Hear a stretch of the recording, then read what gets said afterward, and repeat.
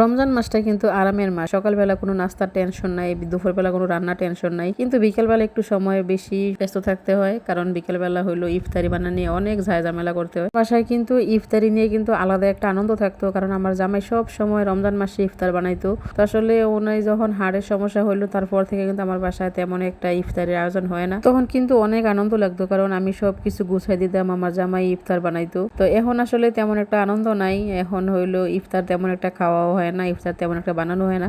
তো এবারের প্রথম রমজানে কিন্তু ইফতারি বানাইছিলাম, ইফতারি বানাইয়া খাওয়ার পরে কিন্তু আমরা সবার অবস্থা খুব খারাপ হয়ে গেছে, গ্যাসে অনেক সমস্যা করছে। তো আমরা এখন আর তেমন ইফতারি খাই না, এখন কিন্তু মাঝে মাঝে খিচুড়ি, বিরিয়ানি, মানে ভাত যখন যেটা ভালো লাগে তখন এটা করে খাই আর কি। তো আমার মেয়ে আজকে কইতেছে খিচুড়ি খাইবো, আমার জামাই কইতেছে খিচুড়ি, মেয়ে কইতেছে লেটকা খিচুড়ি, জামাই কইতেছে ভুনা খিচুড়ি। তো মুরগি দিয়ে আজকে আমরা ভুনা খিচুড়ি খামো। এটা হলো আমার পালা মুরগি, মুরগিটারে আজকে জব করে নিছে। তো মুরগিটা প্রথমে রান্না করে নিতে আছে, তারপরে আমি খিচুড়ি রান্না করবো। তো আসলে মেয়েরটা রান্না করবো না বাফেটা রান্না করবো, এই নিয়ে একটু কনফিউশনে আসছিলাম। আমার মেয়ে যেহেতু লেটকা পছন্দ করে, আমার কাছে লেটকা খিচুড়ি খেতে ভালো লাগে, তো চিন্তাধারা করলাম লেটকাটা একটু করি। আর এদিক দিয়ে কিন্তু মুরগিটার মধ্যে ডিম হয়ে গেছিল, মুরগিটা জব করতে কিন্তু অনেক কষ্ট লাগছে, কারণ অনেক দিন যাবত মুরগিটি ফালতাছি। মুরগি কিন্তু টানা 6 মাস ডিম পারছে, বন্যার আগে থেকে ডিম পারতেছে, আমরা এতদিন ডিম খাইছি। তো আসলে মুরগিটি ডিম না ফারাতে কিন্তু আমার জামাই একটু অন্যরকম হয়ে গেছে, কইতেছে মুরগি যেহেতু ডিম পারে নাই, মুরগিটি আসলে রাইখা লাভ নাই, মুরগিটি জব করে খাইলে। তো আসলে আমার কাছে ভালো লাগতেছিল না, কারণ অনেক দিন যাবত মুরগিটি ফালতাছি।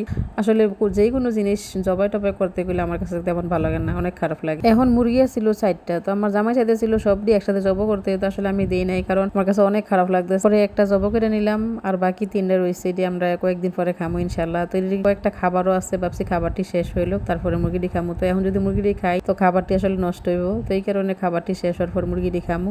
আমি কিন্তু সব সময় ইফতার মানে 1 ঘন্টা আগে বানাই, যাতে একটু গরম গরম খাইতে পারি, এরকম আর কি। এদিক দিয়ে কিন্তু 5টার উপরে বাজে গেছে, আমি দুসুল্লার মধ্যে কাজ করতেছি, একটু তাড়াহুড়া লেগে গেছে, কারণ আর আধা ঘন্টা সময় আছে। আমি জানি না আধা ঘন্টার সময় মধ্যে রান্না করতে পারবো কিনা, এই কারণে তাড়াহুড়া করতেছে। আমার মায়ের কথা সামু তাড়াতাড়ি করার সময় হয়ে গেছে, আধা ঘন্টার মধ্যে ইফতার বানান শেষ করতে হইব। তো আসলে আমি একটু তাড়াহুড়া করতেছি। তো এদিক দিয়ে কিন্তু আমার মুরগির মাংসের মধ্যে আলু দেওয়া হয়ে গেছে, এক চুলার মধ্যে মুরগির মাংস আর এক চুলার মধ্যে খিচুড়ি। এদিক দিয়ে খিচুড়ির মশলাও কষানো হয়ে গেছে, আমি চাল দিয়ে দিলাম। তো আজকে বাসমতি চাল দিয়ে খিচুড়ি রান্না করবো। চালটাকে আমি ধুয়ে রাখছিলাম, ধুইয়া তারপর পানি জড়াই রেখে দিয়েছিলাম, তো এখন দিয়ে দিলাম হলো চাউলটি।